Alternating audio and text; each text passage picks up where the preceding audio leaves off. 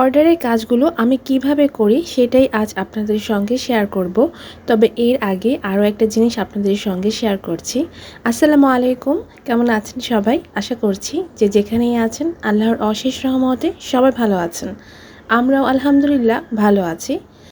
তো এখন সকালবেলা এখানে একটা পার্সেল এসেছে আর সেটাই ওপেন করছে। কিছু প্ল্যান্টার আমি অর্ডার করেছিলাম। তো সকালবেলা এই পার্সেলটা পেয়ে কিন্তু আমার মনটা ভীষণ খারাপ হয়ে গেছে। আর কেন মনটা খারাপ হয়েছে সেটা এখনই দেখতে পারবেন। প্রত্যেকটা প্ল্যান্টারই ভালো ছিল। তো সাথে একটা করে ট্রে ছিল। এখানে 12 ইঞ্চি আর 16 ইঞ্চি দুইটা সাইজের আমি প্ল্যান্টার করেছি। এই যে দেখতে পাচ্ছেন একটা প্ল্যান্টার ফেটে কী অবস্থা হয়েছে। তো আর বাকিগুলো কিন্তু ঠিকই ছিল। বারান্দার গাছগুলোকে একটু সেটিংস করছি আর এর জন্যই আমি এখানে কিছু প্ল্যান্টের অর্ডার করেছি। তবে সবগুলো কিন্তু কভার হয়নি, আরও কয়েকটা গাছ বাকি আছে। তো আপনাদের ভাইয়া টবের মধ্যে নতুন গাছগুলোকে শিফট করে দিচ্ছে। যেহেতু আজকে ফ্রাইডে, তো উনি তো বাসায় ছিলেন, এজন্য ওনাকে দিয়ে কাজটা করিয়ে নিচ্ছি। কারণ এই কাজগুলো করা অনেক সময় সাপেক্ষ, আর এগুলো যদি আমি এখন করতে যাই তাহলে দুপুরে রান্নার 12টা বেজে যাবে। তো ওনাকে এই দায়িত্বটা দিয়ে দিয়েছি।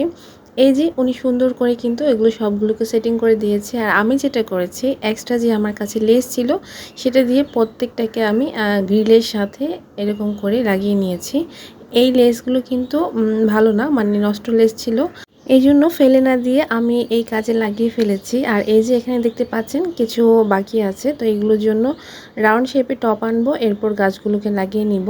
এখানে থাই পাতা, এরপর শিউলি ফুল গাছ, বাগান বিলাস, আরও কয়েকটা গাছ আছে, এগুলো পরবর্তীতে লাগিয়ে নিব।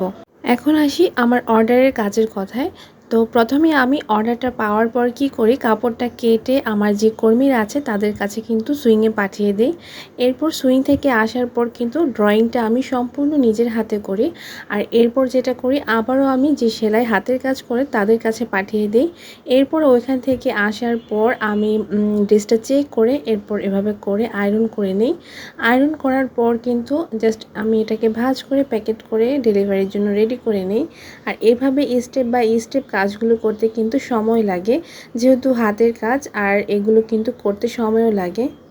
আর যখন নতুন মডেল তৈরি করি, ওই ড্রেসটা কিন্তু আমি নিজেই তৈরি করি, আমি নিজেই হাতের কাজ করি, সুতা ম্যাচিং করি, ড্রয়িং করি। কারণ স্যাম্পল না দেখলে তো কর্মীরা কাজ করতে পারবে না। আর এজন্য কিন্তু নতুন যত মডেল করি সেগুলো আমি নিজের হাতে করি। এরপর হচ্ছে ওটা স্যাম্পলের জন্য রেখে দিই, যাতে কর্মীরা দেখে সুন্দরভাবে কাজটা করতে পারে। সুতা ম্যাচিং এরপর ডিজাইনগুলো যাতে ফলো করে করে কাজগুলো কমপ্লিট করতে পারে। আচ্ছা, অনেকেই বলেন যে হাতের কাজের উপর দিয়ে আয়রন করা যায় কি না। তো আমি যেগুলো স্টোন থাকে কিংবা মিরর থাকে ওগুলো কিন্তু উল্টা দিক দিয়ে করি। কিন্তু যেগুলো নর্মাল এই একদম সেলাই থাকে ওগুলো তো সুতি সেলাই থাকে, তো সেক্ষেত্রে কিন্তু আমি উপর দিয়ে এরকম করে সেলাই করে দিই। কারণ এটা সেলাই করলে হাতের কাজটা আরও সুন্দর বসে যায়, আলগা হয়ে থাকে না। এজন্য কিন্তু আমি উপর দিয়ে সেলাইটা করে নিই। তবে আপনারা যদি চান, আপনার যদি ভালো না লাগে তাহলে কিন্তু উল্টো দিক দিয়ে করতে পারেন। আর এখানে আয়রন করার জন্য ফার্স্টেই কিন্তু আমি পানি স্প্রে করে নিয়েছি। পানিটা স্প্রে করে এটাকে যদি সেট করে নেওয়া যায় তাহলে কিন্তু আয়রনটা সুন্দর হয়। আর নিচে যেহেতু কুচি আছে, কুচিগুলো কিন্তু সেট করে এরপর ভাজে ভাজে আয়রনটা দিতে হয়, তাহলে এই ধরনের ড্রেসগুলো আয়রন করা সুন্দর হয়। তো এই তো আমার এটা আয়রন করা হয়ে গেছে। এটা আমি জাস্ট ব্যাচ করে আরেকটা নিয়ে নিচ্ছি। আর এটাকেও আমি পানি স্প্রে করে একটু সেট করে নিচ্ছি। আর এটার মধ্যে কিন্তু সিকোয়েন্স আছে।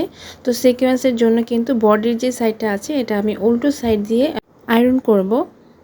তো এই যে এভাবে করে কিন্তু আমি উল্টো সাইড দিয়ে, দেখুন লক্ষ্য করে, পুরো জামাটা আমি উল্টাইনি, জাস্ট বডির পাশে যেহেতু কাজ আছে তো এখানে আমি উল্টিয়ে বডির পাশটা আমি আয়রন করে নিয়েছি।